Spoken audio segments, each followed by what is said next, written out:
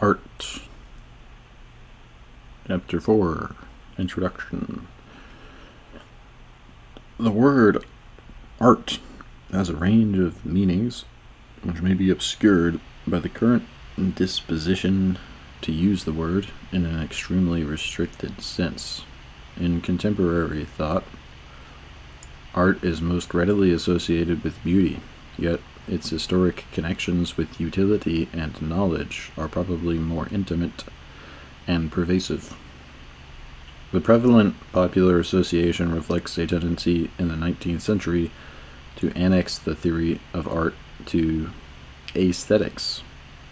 This naturally led to the identification of art with one kind of art, the so-called fine arts, beaux arts, or schöne Kunst, arts of the beautiful.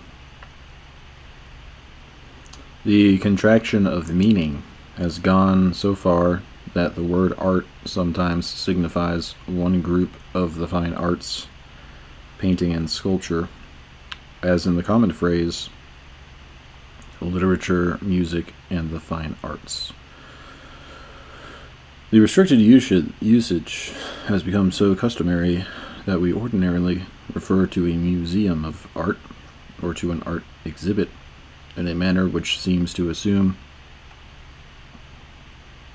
that the word art is exclusively the name for something which can be hung on a wall or placed on a pedestal. A moment's thought will, of course, correct the assumption. We are not unfamiliar with the conception of medicine and teaching as arts.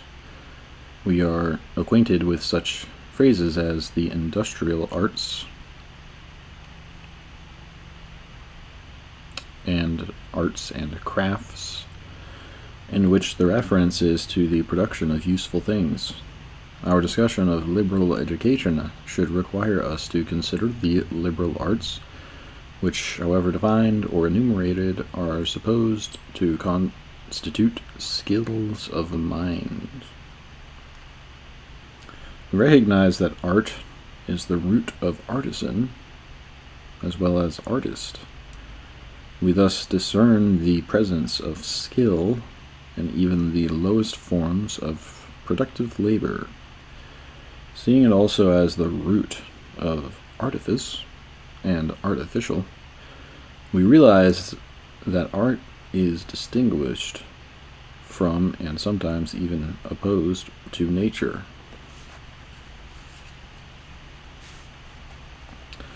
The ancient and traditional meanings are all present in our daily vocabulary.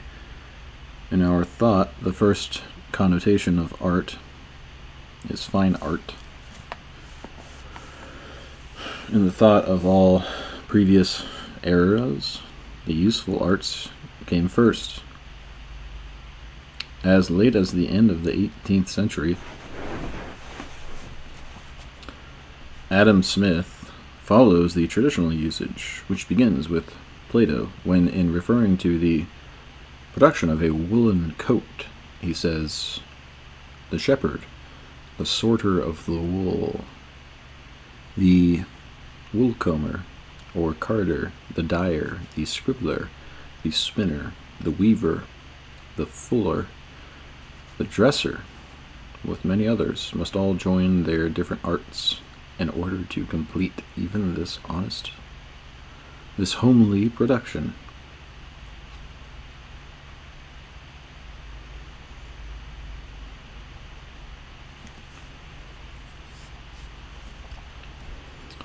Must have been a nice coat. In the first great conversation on art that presented in the Platonic dialogues, we find useful techniques and everyday skills typifying art, by reference to which all other skills are analyzed. Even when Socrates analyzes the art of the rhetorician, as in Gorgias, he constantly turns to the production of the cobbler and the weaver, and to the procedures of the husbandman and the physician. If the liberal arts are praised as highest because the logician or rhetorician works in the medium of the soul rather than in matter, they are called arts, quote, only in a manner of speaking, and by comparison with the fundamental arts which handle physical material. The Promethean gift of fire to men, which raised them from a brutish existence, carried with it various techniques for mastering matter. The basic useful arts, period. Lucretius, writing in a line that goes from Homer through Thucydides, and Plato to Bacon. Adam Smith and Rousseau attributes the progress of civilization and the difference between civilized and a primitive society to the development of the arts and sciences.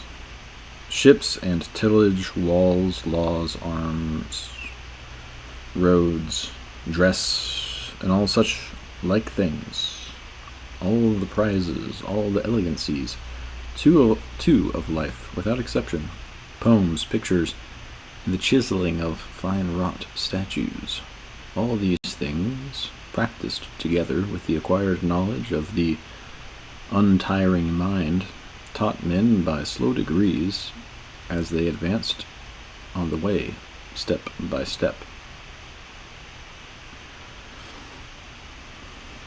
At the beginning of this progress, Lucretius places man's discovery of the arts of metalworking, domesticating animals, and cultivating the soul. Metallurgy and agriculture, says Rousseau, were the two arts which produced the Great Revolution, the advance from primitive to civilized life. The fine arts and the speculative sciences come last, not first, in the progress of civilization. The fine arts and the speculative sciences complete human life. They are not necessary, except perhaps for the good life. They are the dedication of human leisure and its best fruit. The leisure without which they neither could come to being nor prosper is found for man and fostered by the work of the useful arts. Aristotle tells us that is, quote, why the mathematical arts were founded in Egypt, for there the priestly caste was allowed to be at leisure.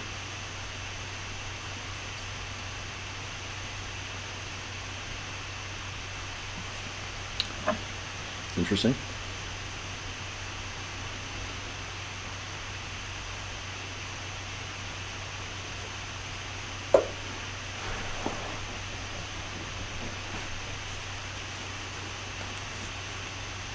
Imagine being the first guy that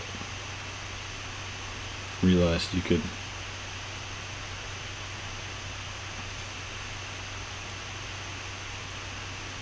accurately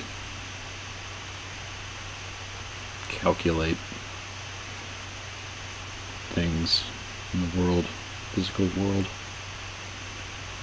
with the use of symbol.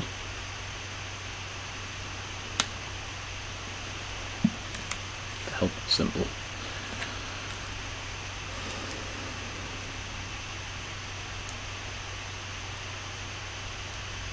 There's another ambiguity in reference of the word art. Sometimes we use it to name the effects produced by human workmanship. We elliptically refer to works of art as art. Sometimes we use it to signify the cause of the things produced by human work, that skill of mind which directs the hand in its manipulation of matter. Art is both in the artist and in the work of art, in the one as cause, and the other as the effect. What is effected is a certain ennoblement of matter, a transformation produced not merely by the hand of man, but by his thought or knowledge.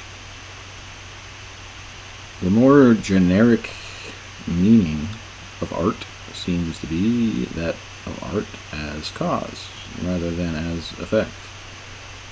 There are many spheres of art in which no tangible product results, as in navigation or military strategy. We might, of course, call a landfall or a victory a work of art, but we tend rather to speak of the art of the navigator or the general. So, too, in medicine and teaching, we look upon the health or knowledge which results from healing or teaching as natural. We do not find art in them, but rather in the skill of the healer or teacher who has helped to produce that result. Hence, even in the case of the shoe or the statue, art seems to be primarily in the mind and the work of the cobbler or sculptor, and only derivatively in the objects produced. Aristotle, in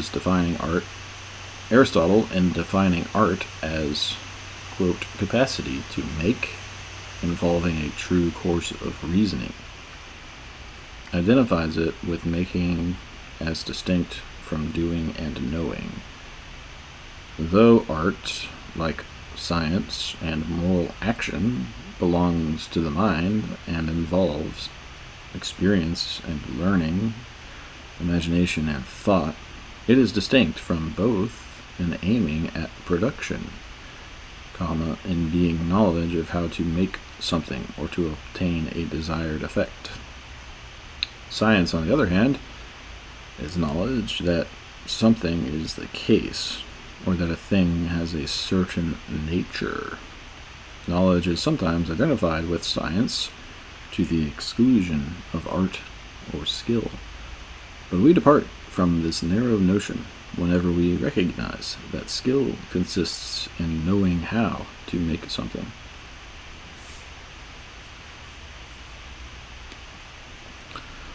Even in speculative matters, writes Aquinas, there is something by way of work, e.g. the making of a syllogism or a fitting speech, or the work of counting or measuring. Hence, whatever habit are ordained to such like works,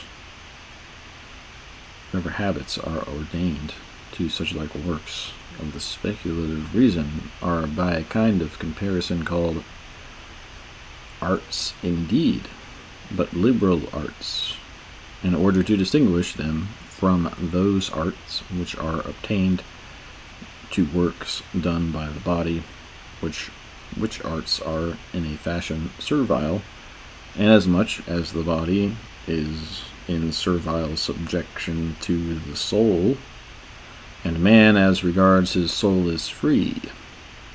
On the other hand, those sciences which are not ordained to any such like work are called sciences simply, and not arts.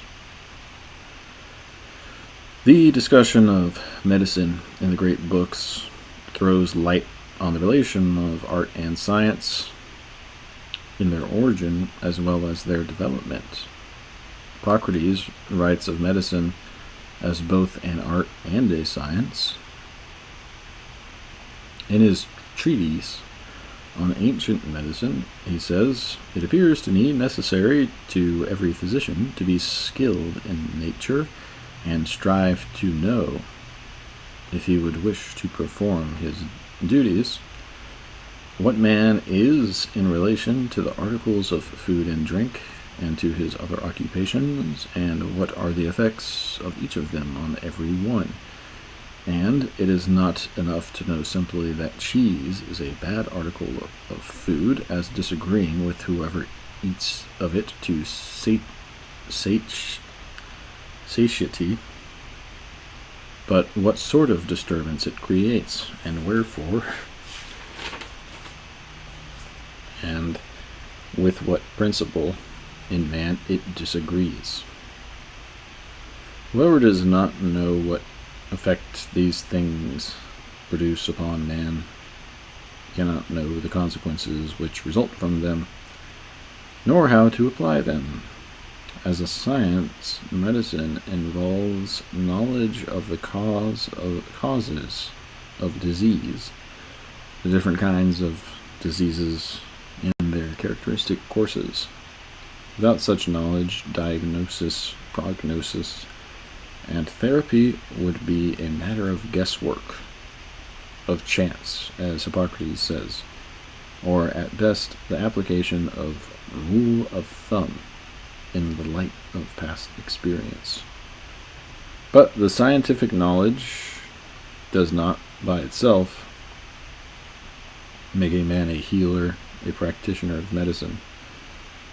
The practice of medicine requires art in addition to science. Art based on science, but going beyond science and formulating general rules for the guidance of practice in particular cases. The habit of proceeding according to rules derived from science distinguishes Galen, the artist in medicine, from the mere empiric. The antithesis of artists and empiric, suggesting the contrast between operation by tested rule and operation by trial and error, parallels the antithesis between scientist and man of opinion.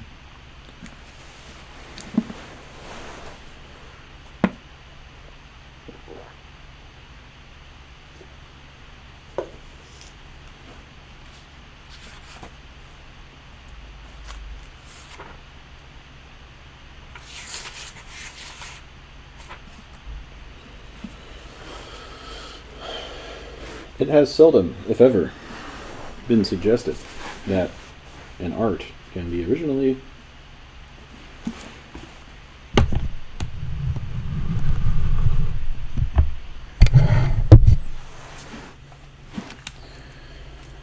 that an art can be originally discovered or developed apart from some science of the subject matter with which the art deals. This does not mean that an individual cannot acquire the habit of an art without being taught the relevant scientific knowledge. An art can be learned by practice. Skill can be formed by separate acts, but the teacher of an art cannot direct the learning without setting rules for his pupils to follow. And if the truth or intelligibility of the rules is questioned, the answers will come from the science underlying the art. According to Kant, every art presupposes rules, which are laid down as the foundation which first enables a product, if it is to be called one of art, to be represented as possible. In the case of fine art, which he distinguishes from other kinds of art as being the product of genius, Kant claims that it arises only from a talent for producing that for which no definite rule can be given. Yet he maintains that a rule is still at its basis and may be gathered from the performance, i.e., from the product which others may use to put their own talent to the test. Granting that there is no art without science is the reverse true. And is science possible without art? The question has two meanings. First, are there arts peculiarly indispensable to the development of science? Second, does every science generate a correlative art and through it work productively? Traditionally, the liberal arts have been considered indispensable to science. This has been held to be particularly true of logic because they were intended to serve as the instrument or the art for all the sciences, Aristotle's logical treatises, which constitute the first systematic treatment of the subject, deserve the title organon, which they traditionally carry. Bacon's Novum Organum was in one sense an effort to supply a new logic or art for science and to institute a renovation of the sciences by the experimental method.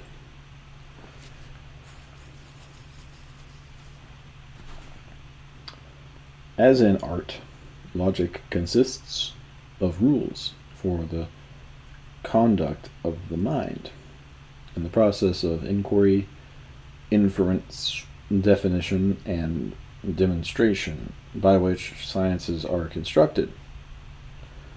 Scientific method is, in short, the art of getting scientific knowledge.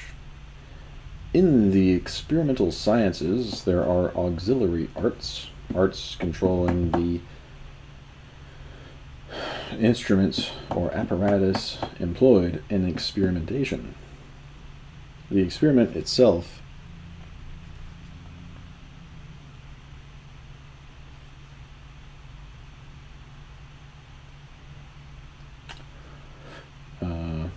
is a work of art combining many techniques and using many products of art. The water clock, the inclined plane, and the pendulum of Galileo, the prisms, mirrors, and lenses of Newton.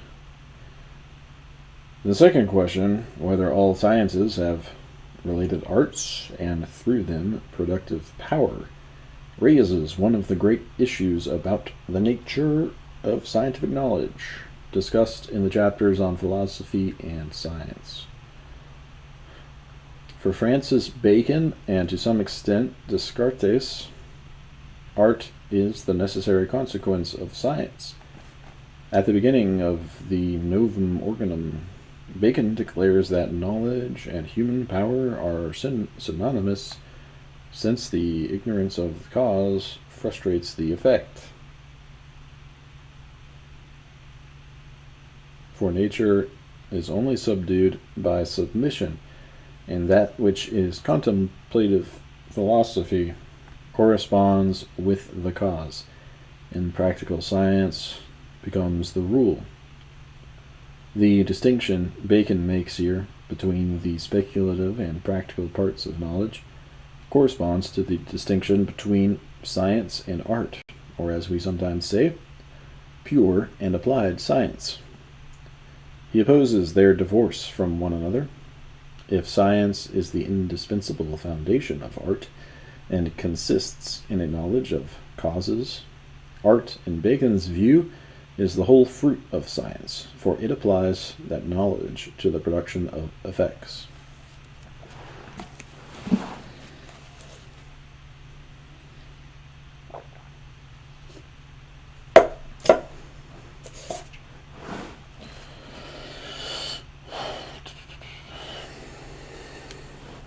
His theory of science and his new method for its development are directed to the establishment of man's, quote, empire over creation, which is founded on the arts and sciences alone. Just as the present state of the arts accounts for, quote, the immense difference between man's lives in the most polished countries of Europe and in the wild and barbarous region of the New Indies, so further advances in science promise the untold power of new inventions and techniques. On Bacon's view, not only the value, but even the validity of scientific knowledge is to be measured by its productivity.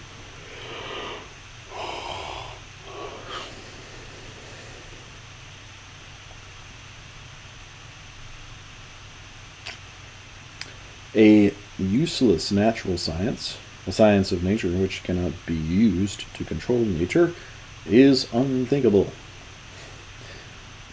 With the exception of mathematics, every science has its appropriate magic or special productive power. Even metaphysics, in Bacon's conception of it, has its true natural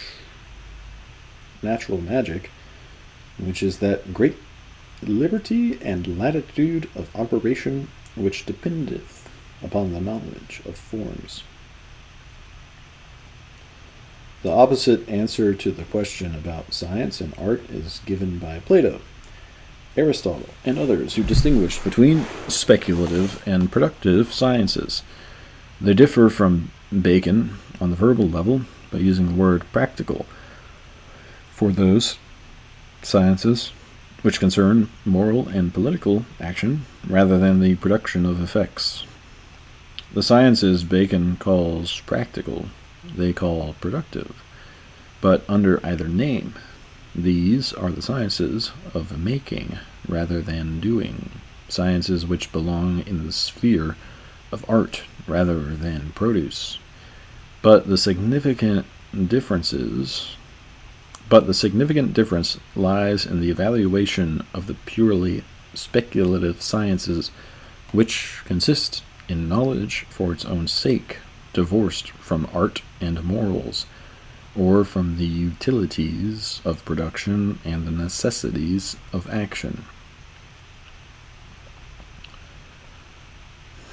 In tracing the history of the sciences, Aristotle notes that those men who first found the useful arts were thought wise and superior.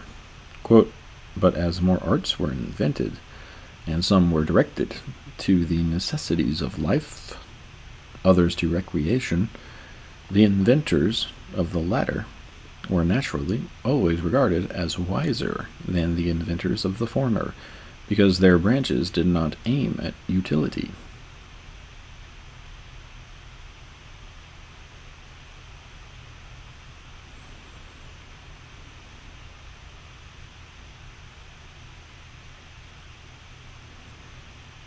Hence, when all such inventions were already established, the sciences which do not aim at giving pleasure or at the necessities of life were discovered, and first in the places where men first began to have leisure. So that the man of experience is thought to be wiser than the possessor of any sense perception whatever, the artist wiser than the man of experience, the master worker than the mechanic, and the theoretical kinds of knowledge to be more of the nature of wisdom than the productive, that the theoretic sciences are useless in the sense of not providing men with the necessities or pleasures of life is a mark of their superiority. They give what is better than such utility, the insight and understanding which constitute wisdom. Well, it's hard to say what bestows somebody with wisdom.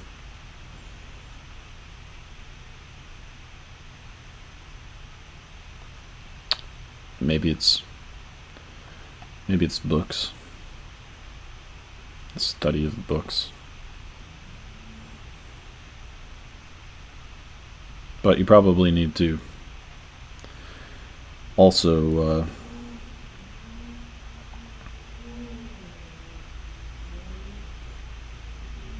live a somewhat normal life, which is, usually somewhat wretched for a human being.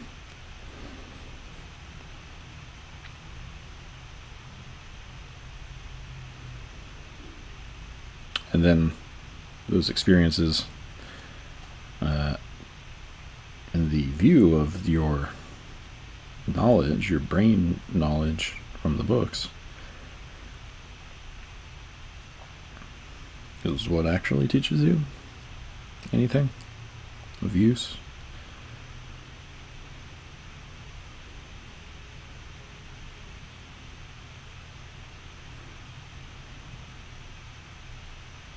But they're talking about the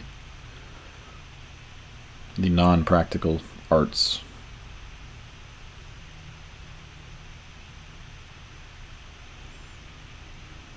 As being superior, which I guess would be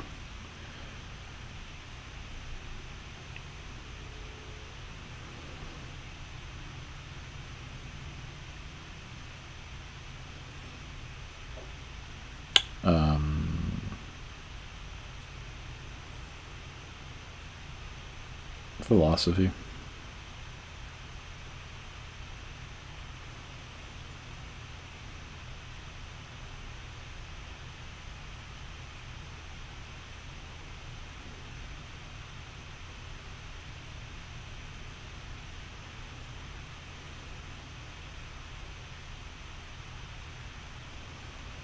They give what is better than such utility. They give the insight and understanding which constitute wisdom. So it's not just philosophy, it's also stories, either fictional or from history, of human behavior.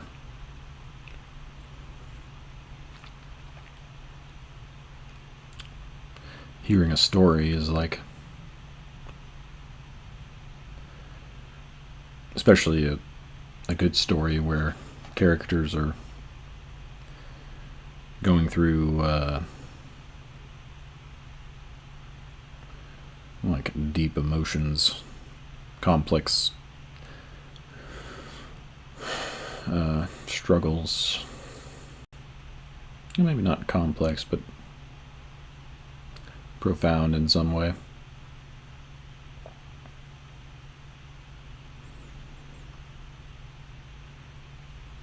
You hear those stories, imagine them, and experience them on some level. And I guess those are the kind of things that make a man wise. Experience.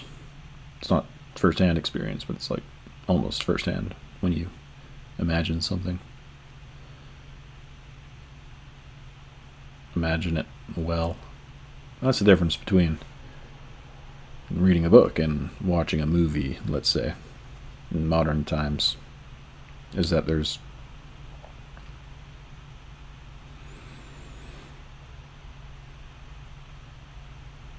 imagining something in your mind entirely is almost more real to you than watching something play out on a screen.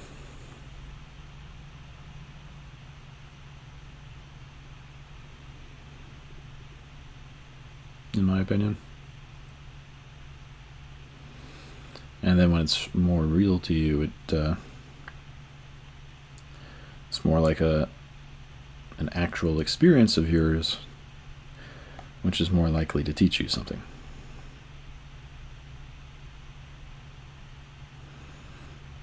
Not necessarily teach you something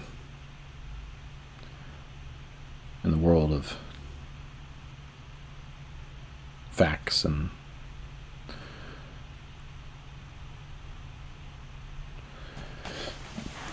numbers and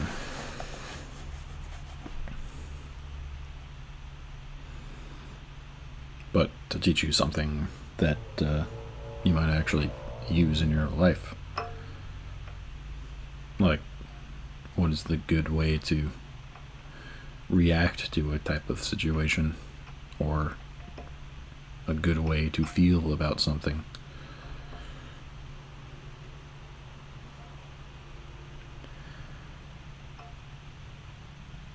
The Baconian reply condemns the conception that there can be knowledge which is merely contemplation of the truth. It announces the revolution which, for John Dewey, ushered in the modern world. The pragmatic theory of knowledge had its origin in a conception of science at every point fused with art.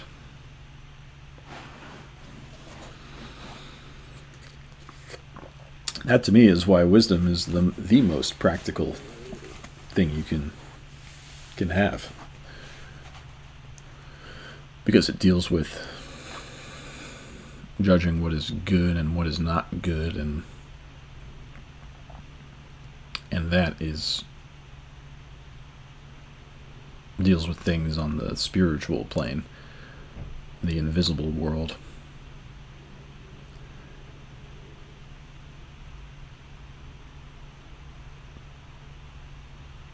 And that is what many people believe is more real than the real world.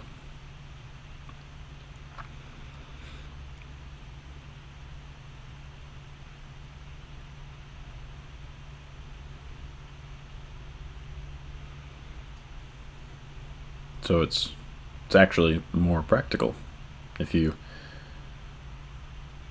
understand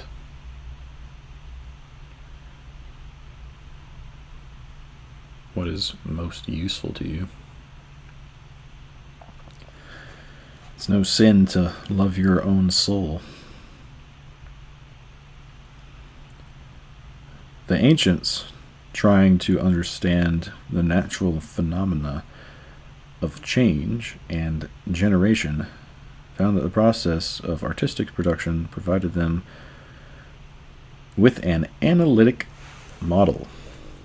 Through understanding how he himself worked in making things, man might come to know how nature worked.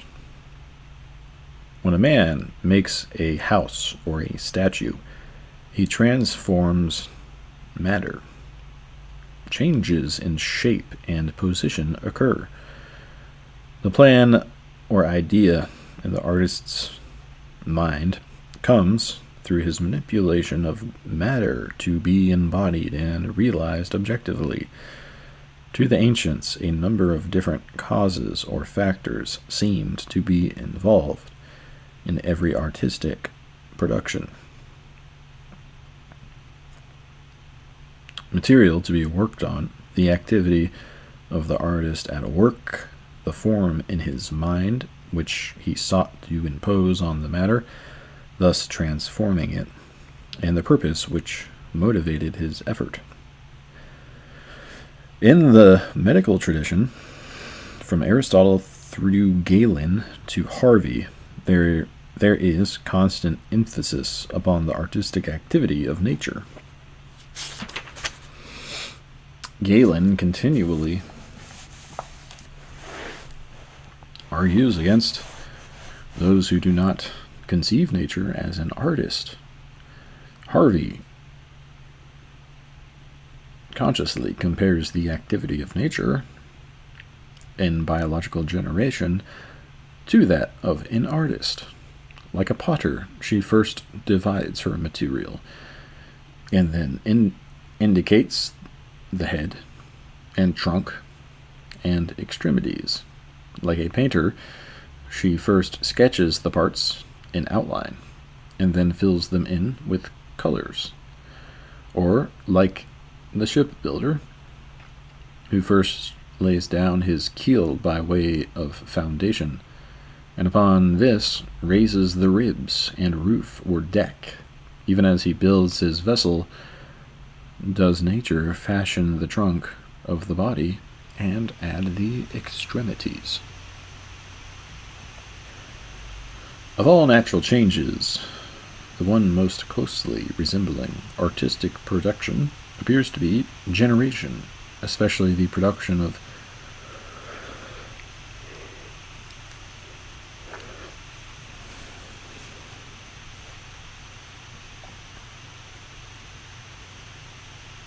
living things by living things. In both cases, a new individual seems to come into being. But upon further examination, artistic production and natural generation reveal significant differences. Differences which divide nature from art. Aquinas considers both and distinguishes them in his analysis of divine causation. In things not generated by chance, he points out that there are two different ways in which the form that is in the agent is passed on to another being. In some agents, the form of the thing to be made pre-exists according to its natural being, as in those that act by their nature, as a man generates a man, or fire generates fire. Whereas in other agents, the form of the thing to be made pre-exists according to intelligible being, as in those that act by the intellect, and thus the likeness of a house pre-exists in the mind of the builder. And this may be called the idea of the house, since the builder intends to build his house like to the form conceived in his mind.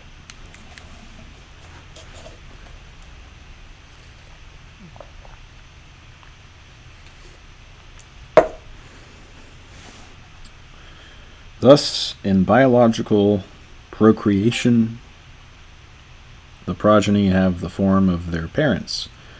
A rabbit producing a rabbit, a horse, period. But in artistic production, the product has not the form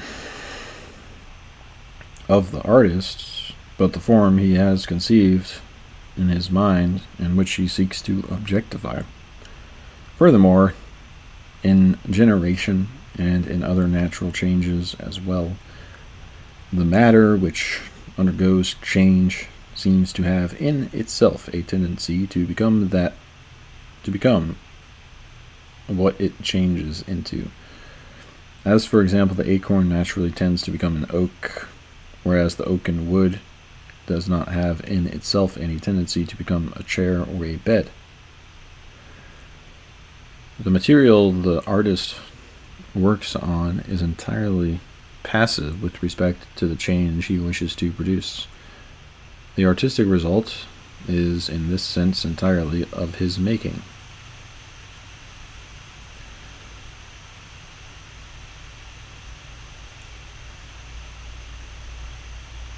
The realm of art, or of the artificial, is then opposed to the natural and differentiated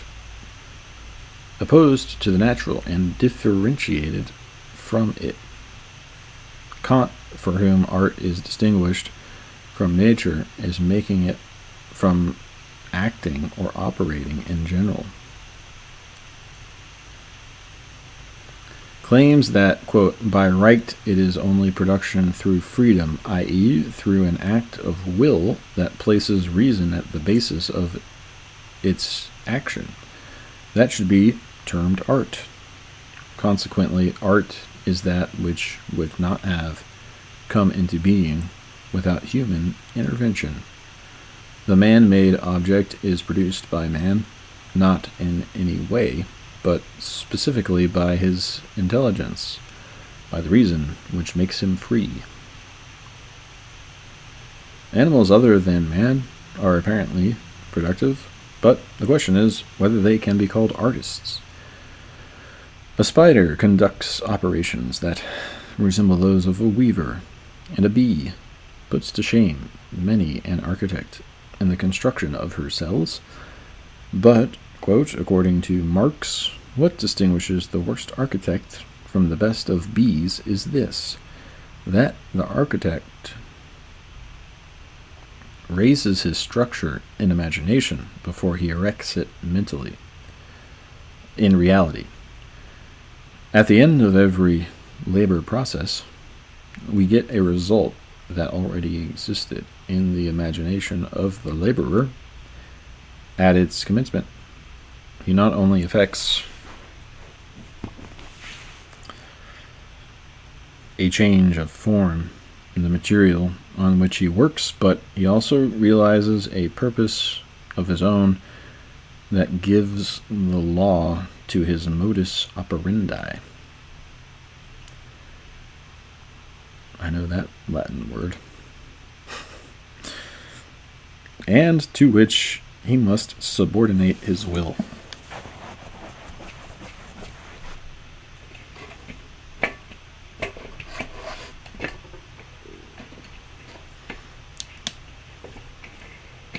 The globe.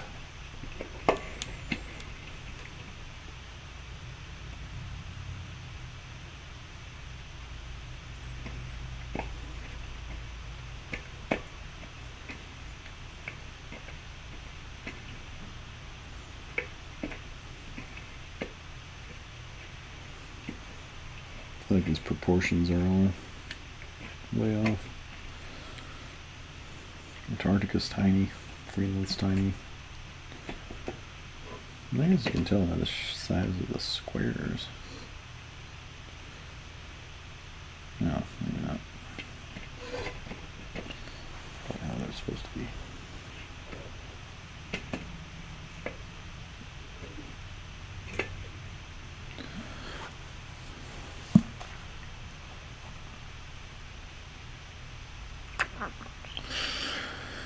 Where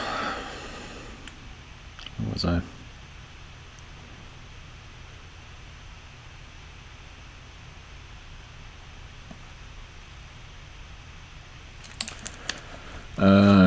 And to which he must subordinate his will. As indicated in the chapter on animal, some writers, like Montaigne, attribute the productivity of animals to reason rather than to instinct. Art then ceases to be one of man's distinctions from the brutes. But if man alone has reason, and if the productions of art are works of reason, then those who refer to animals as artists speak metaphorically on the basis of what Kant calls, quote, an analogy with art. As soon as we call to mind, he continues, that, quote, that no rational deliberation forms the basis of their labor, we see at once that it is a product of their nature, of instinct, and it is only to their creator that we ascribe it as art. This in turn leads to the question whether nature itself is a work of art. Let me suppose the Eleatic stranger says in the Sophist that things which are said to be made by nature are the work of divine art, and that things which are made by man out of these are the work of human art. And so there are two kinds of making and production, the one human and the other divine. If we suppose that the things of nature are originally made by a divine mind, how does their production differ from the work of human artists, or from biological generation? One answer, given in Plato's Timaeus, conceives the original production of things as a fashioning of primordial matter in the patterns set by the eternal archetypes, or ideas. Consequence, the divine work would be more like human artistry than either would be like natural reproduction. The emanation of the world from the one, according to Plotinus, and the production of things out of the substance of God in Spinoza's theory, appear, on the other hand, to be more closely analogous to natural generation than to art. Both analogies of creation with art and with generation are dismissed as false by Christian theologians. God's making is absolutely creative. It presupposes no matter to be formed, nor do things issue forth from God's own substance, but out of nothing. Thus Augustine asks, "How didst thou make the heaven and the earth?" And he answers, "It was not as a human artificer, forming one body from another, according to the discretion of his mind, which can in some way invest with such a form, as it seeth in itself by its inward eye. ... Verily, neither in the heaven nor in the earth didst thou make heaven and earth, not in the air or waters, seeing these also belong to the heaven and the earth, nor in the whole world didst thou make the whole world, because there was no place where to make it before it was made, that it might be ... For what is, but because thou art. For what is, but because thou art, ? Therefore thou speakest, and they were made, and in thy word thou madest them. According to this view, human art cannot be called creative, and God cannot be called an artist, except metaphorically. The issue concerning various theories of creation, or of the origin of the universe, is discussed in the chapter on the world, but here we must observe that, according to the view we take of the similitude between human and divine workmanship, the line we are able to draw between the realms of art and nature becomes shadowy or sharp.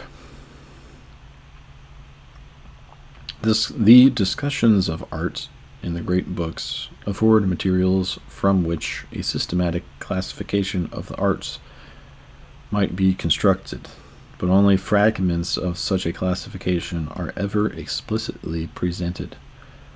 For example, the 7 liberal arts are enumerated by various authors, but their distinction from other arts and their ordered relation to one another do not receive full explication. There is no treatment of grammar, rhetoric, and logic, or dialectic, to parallel Plato's consideration of arithmetic, geometry, music, and astronomy in the Republic, nor is there any analysis of the relation of the first three arts to the other four, traditionally organized as the trivium and the quadrivium.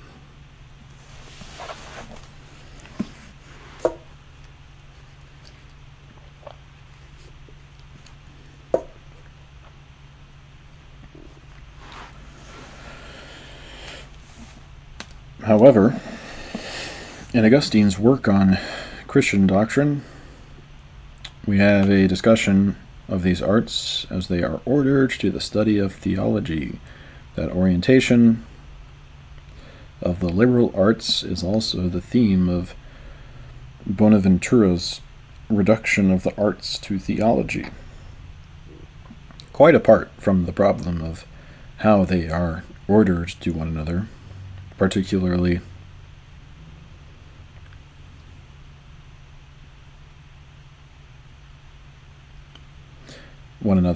particular liberal arts receive so rich and varied a discussion in the tradition of the great books that the consideration of them must be distributed among a number of chapters, such as logic, rhetoric, language. For the discussion of grammar, language for the discussion of grammar and mathematics.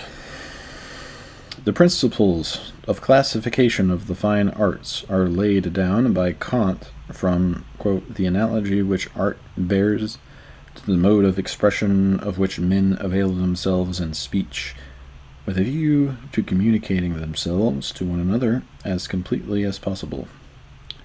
Since such expression consists in word, gesture, and tone, he finds three corresponding fine arts: the art of speech, formative art, and the art of the play of sensations.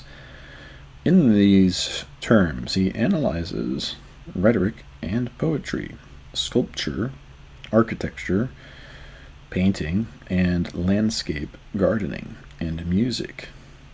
A different principle of division is indicated in the opening chapters of Aristotle's Poetics.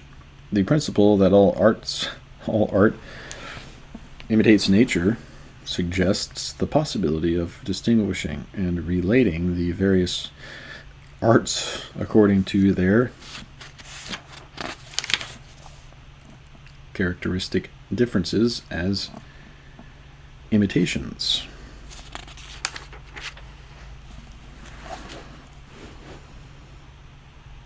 By reference to the object imitated and to the medium and manner in which it is imitated by the poet, sculptor, or painter, and musician. Color and form, Aristotle writes, are used as means by some who imitate and portray many things by their aid, and the voice is used by others. Rhythm alone, without harmony, is the means in the dancer's imitations. There is further an art which imitates by language alone, without harmony, in prose or in verse. Aristotle's treatise deals mainly with this art, poetry. It does not develop for the other fine arts the analysis it suggests. Aristotle's principles also suggests questions about the useful arts. Aristotle's principle also suggests questions about the useful arts. Are such arts as shoemaking and house building imitations of nature in the same sense as poetry and music? Does the way in which the farmer, the physician, and the teacher imitate nature distinguish these three arts from the way in which a statue is an imitation or poem, or a house? The Aristotelian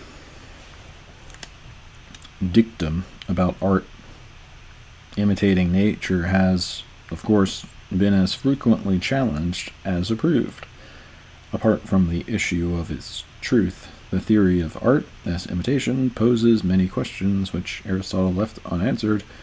If there are answers in the great books, they are there by implication, rather than by statement. The most familiar distinction between arts, that between the useful and the fine, is also the one most frequently made in modern discussion.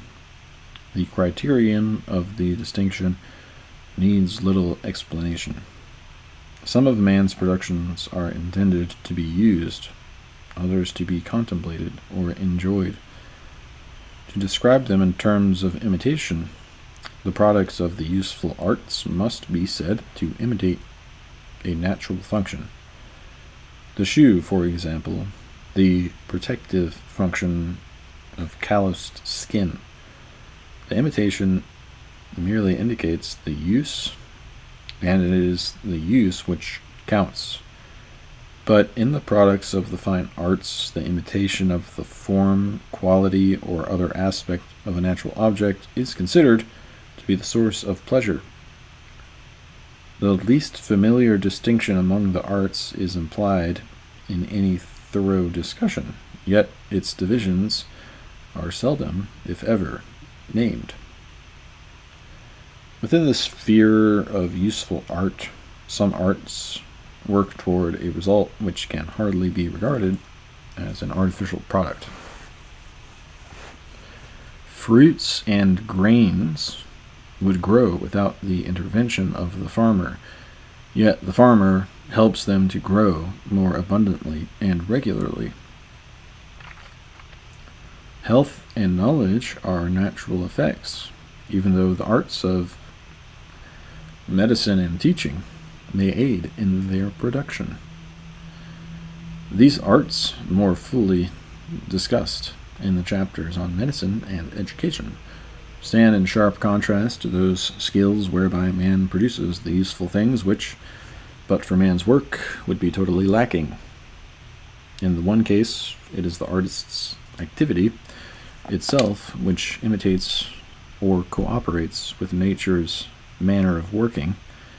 In the other, the things which the artist makes by operating on passive materials supplied by nature imitate natural forms or functions. For the most part, the industrial arts are of the second sort. They transform dead matter into commodities or tools. The arts which cooperate with nature usually work with living matter, as in agriculture, medicine, and teaching. The distinction seems warranted and clear, yet it is cut across by Adam Smith's division of labor into productive and non-productive period. The work of agriculture is associated with industry in the production of wealth, but whatever other use they may have, physicians and teachers, according to Smith, do not directly augment the wealth of nations.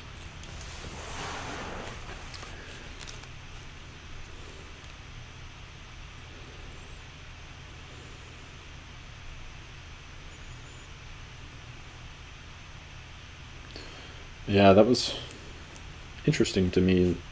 He mentioned Adam Smith in one of the prior chapters that I read. I forget which one. Probably like Prudence or something.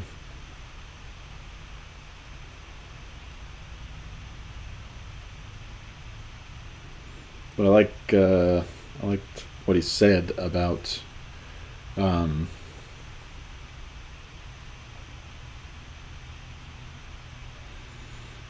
being frugal.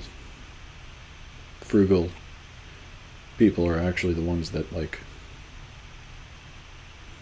contribute to the wealth of the nation,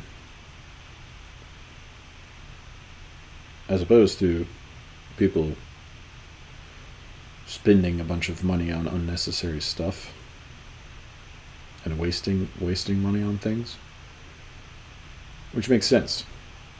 Because then that stuff is going to waste, isn't it? It's subtracting from the wealth of the nation.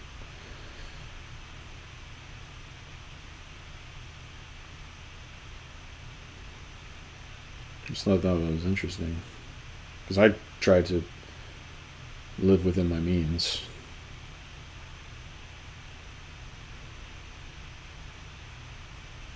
I mean, sometimes I put a purchase on my credit card, but like I don't want to take out a huge mortgage loan or another car loan that takes me years to pay off. I don't really want to borrow money from investors for a business or anything.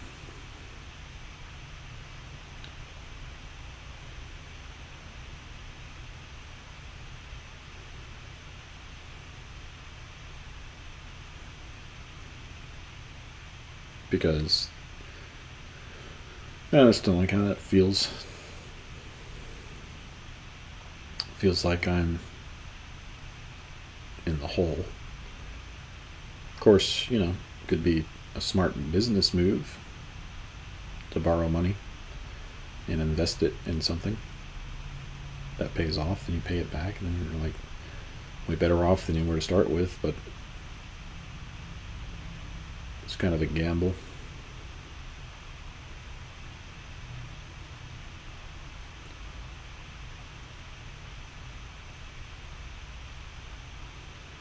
And a lot of times you can't pay it off and you're just in debt.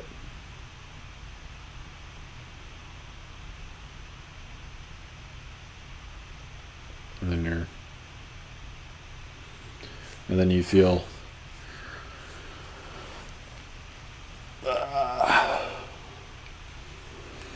stuck.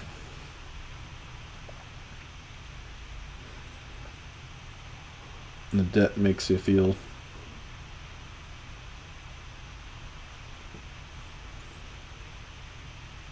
shackled to the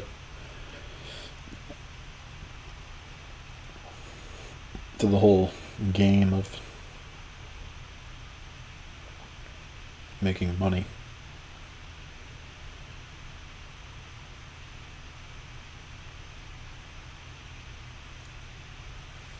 Which I want to get away from as much as possible.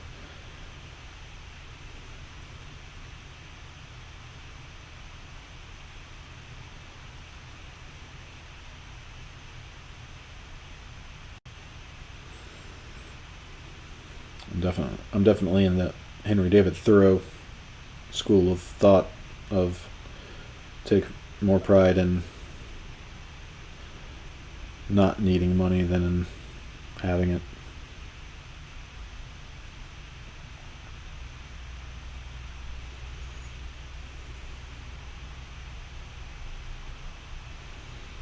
Because you're more independent that way.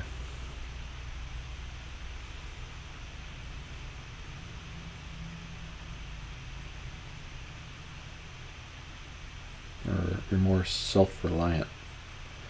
Less reliant on the systems of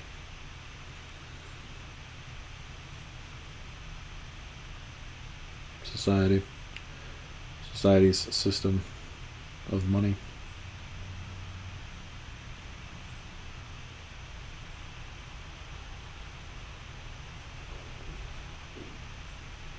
I'm not saying you shouldn't work hard.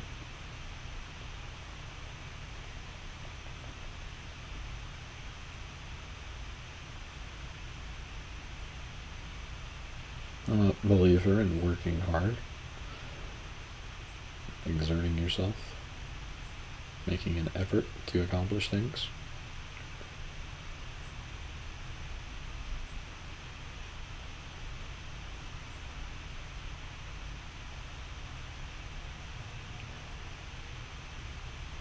But not because you want to acquire more and more material wealth.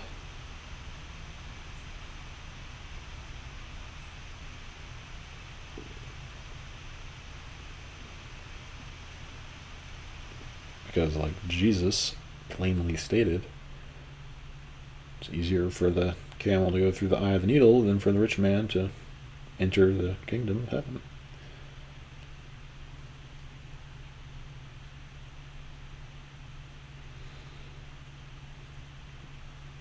Most people just don't care that he said that. But I've actually thought about it a lot. Because so many people in my society are evidently motivated by accumulating as much wealth as possible. And a rich person today is, I mean, by medieval standards, I'm rich. Everything that I have, the food I eat, the toiletries I use, comfort I live in, that's a rich person by ancient time standards, probably.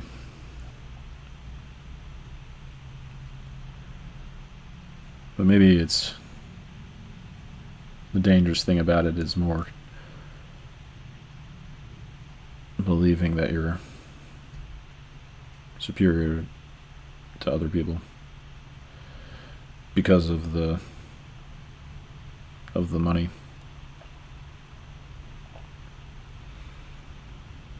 That could be the thing that's dangerous to your soul.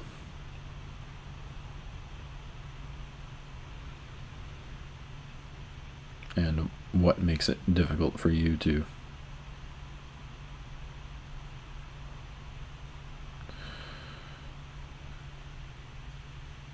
achieve enlightenment. Or even just, not even enlightenment, just peace of mind.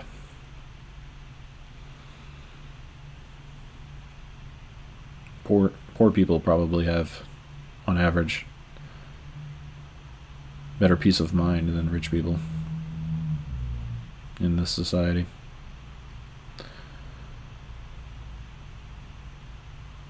Why?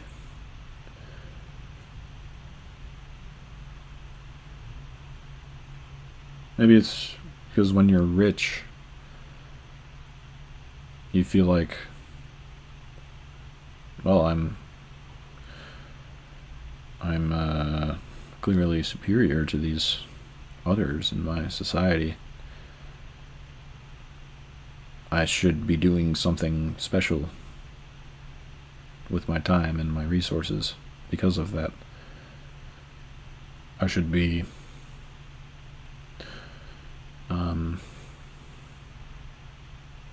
changing the world somehow, or glorifying myself somehow, or glorifying something else.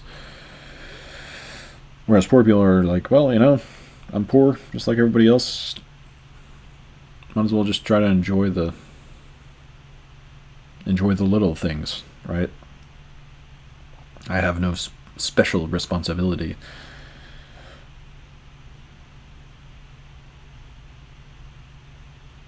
to be even better than I currently am.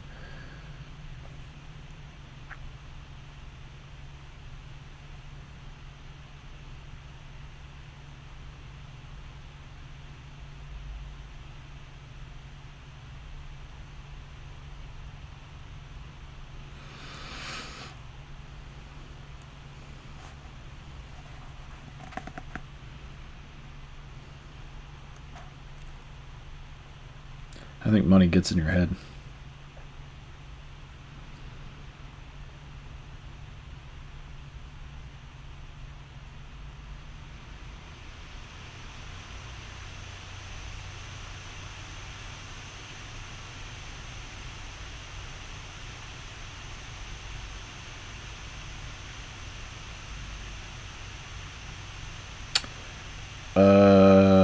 If to the foregoing we add the division of the arts into liberal and servile, the major traditional distinctions are covered. This last division had its origin in the recognition that some arts, like sculpture and carpentry, could not affect their products except by shaping matter, whereas some arts, like poetry or logic, were free from matter, at least in the sense that they worked productively in symbolic mediums. But by other principles of classification, poetry and sculpture are separated from logic and carpentry as fine from useful art. Logic, along with grammar, rhetoric, and the mathematical arts, is separated from poetry and sculpture as liberal from fine art. When the word liberal is used to state this last distinction, its meaning narrows. It signifies only the speculative arts, or arts concerned with processes of thinking and knowing. The adequacy of any classification and the intelligibility of its principles must stand the test of questions about particular arts. The great books frequently discuss the arts of animal husbandry and navigation, the arts of cooking and hunting, the arts of war and government. Each raises a question about the nature of art in general, and challenges any analysis of the arts to classify them and explain their peculiarities.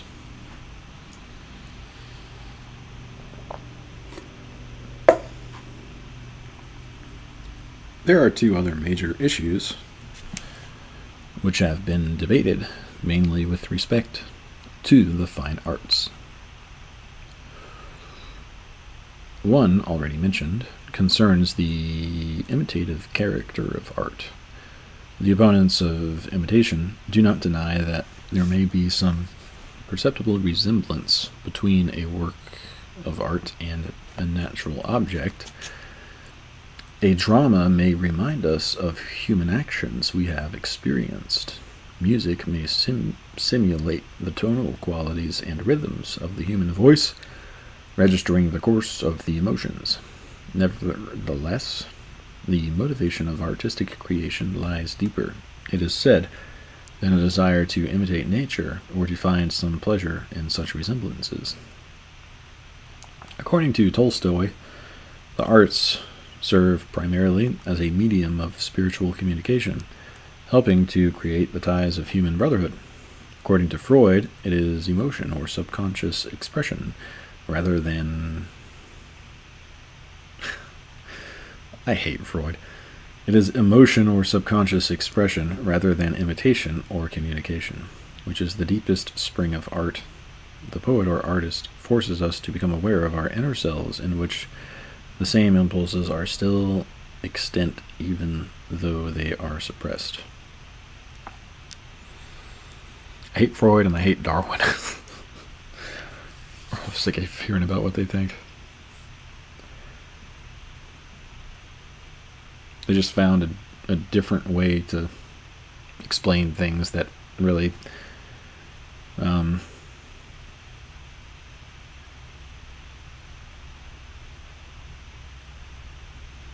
assumes that nothing exists but what we can perceive.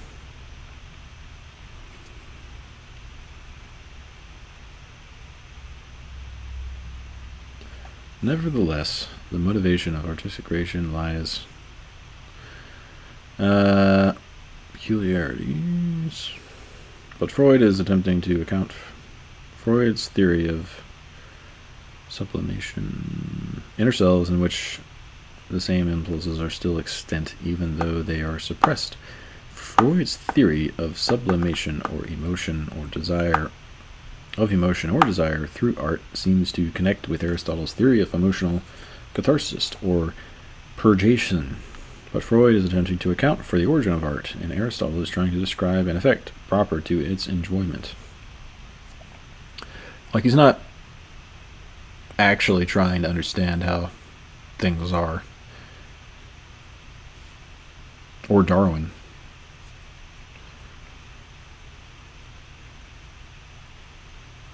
In my opinion.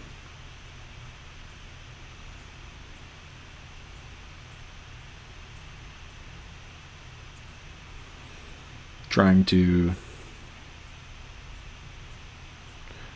to craft theories that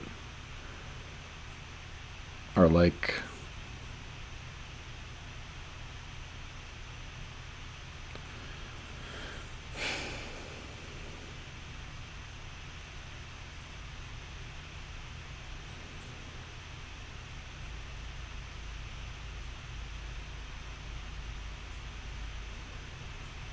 to refute everybody else's beliefs.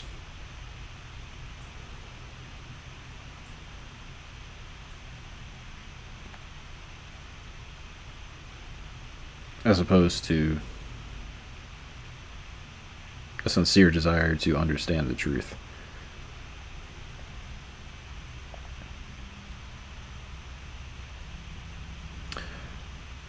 Very skeptical, which I guess at the time might not have been that bad of a thing, but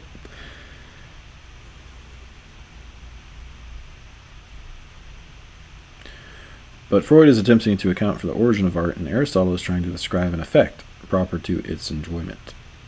The theories of communication, expression, or imitation attempt to explain art, or at least its motivation.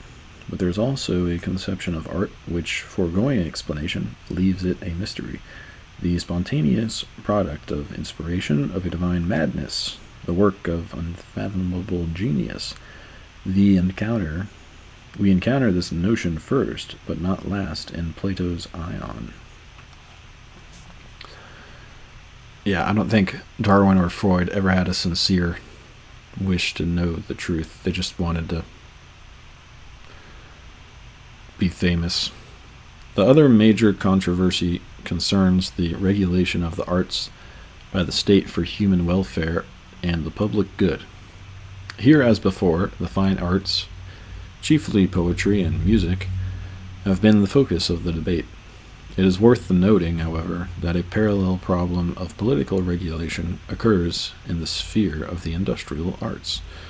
On the question of state control over the production and distribution of wealth, Smith and Marx represent extreme opposites, as Milton and Plato are poles apart on the question of the state's right to censor the artist's work. In this debate, Aristotle stands on Plato's side in many particulars, and Mill with Milton. The problem of censorship, or political regulation, of the fine arts presupposes some prior questions.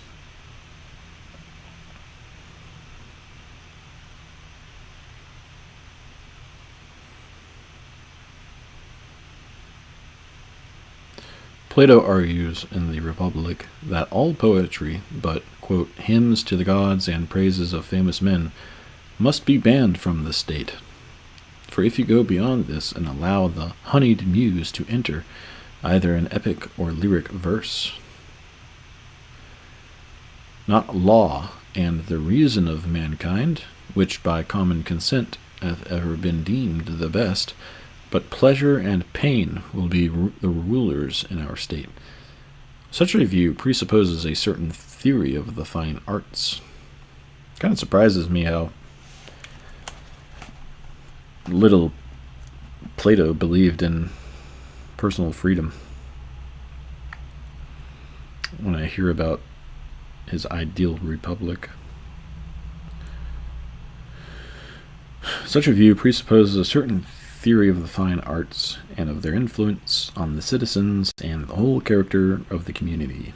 Yet, because both Plato and Aristotle judge that influence to be far from negligible, they do not see any reason in individual liberty for the state to refrain.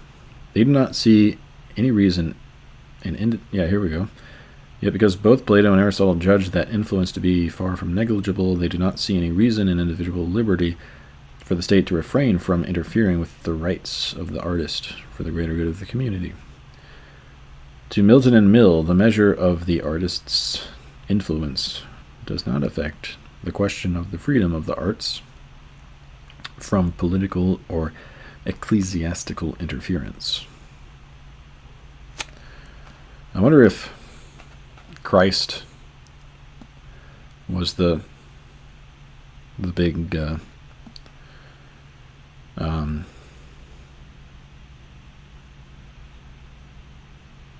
factor in ideas of individual liberty being developed. Because Christ came along and said, forgive people and turn the other cheek and all that. Maybe that made people think, you know what? Maybe some humility is required in our determining whether or not people should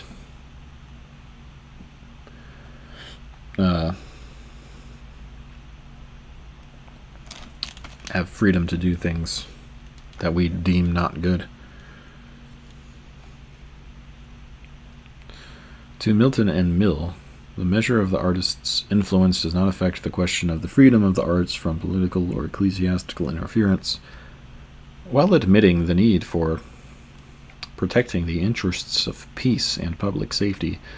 Milton demands, "Give me the liberty to know, to utter, and to argue freely according to conscience, above all liberties." The issue for them is entirely one of liberty. They espouse the cause of freedom, for the artist to express or communicate his work, and for the community to receive from him whatever he has to offer. Milton? Are they talking about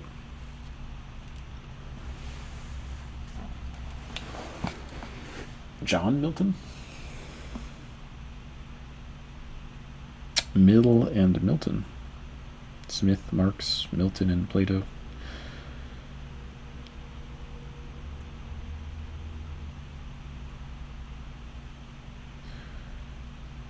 Probably Milton. Milton was a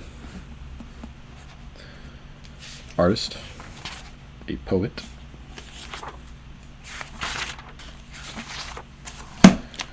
John Milton, author of Paradise Lost. Well, enough procrastinating. Like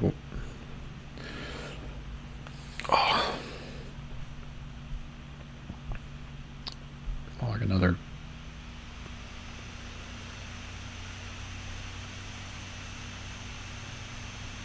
5 hours today, at least be somewhat close to my quota.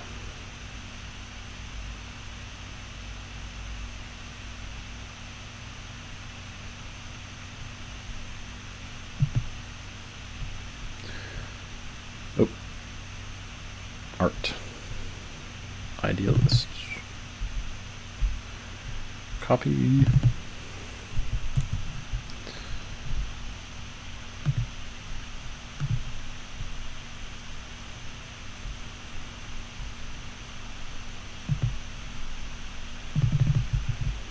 I decided that I really just don't care what's going on in the world anymore.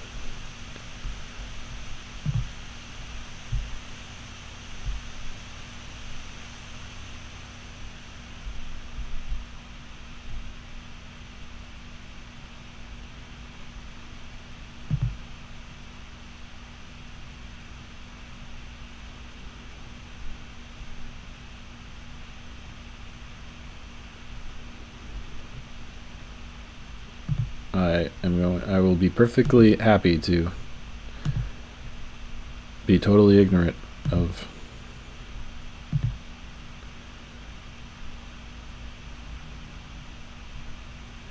geopolitics and current affairs as much as I can for the rest of my life.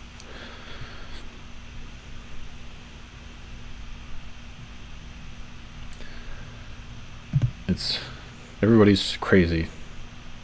That's what I've concluded.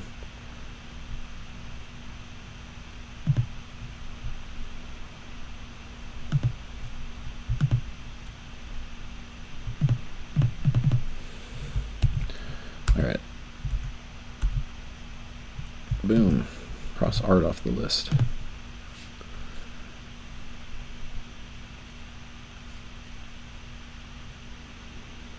I'm just going to read old books and not look at Twitter or watch political live streams.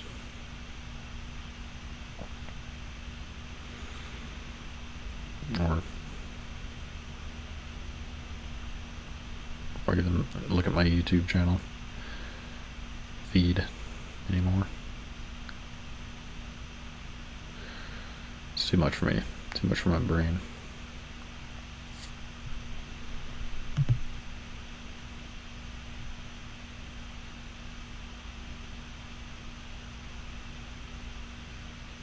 Maybe I'll become an Amish. They seem to be the only ones doing it right.